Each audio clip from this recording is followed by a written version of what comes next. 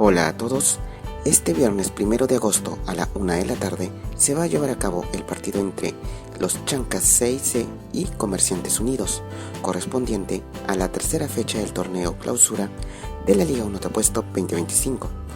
El escenario será en el estadio Los Chankas, ubicado en Andahuaylas, Apurímac. Esperemos de que haga un excelente partido y que gane el mejor. Mucha suerte para ambos equipos. Muchas gracias.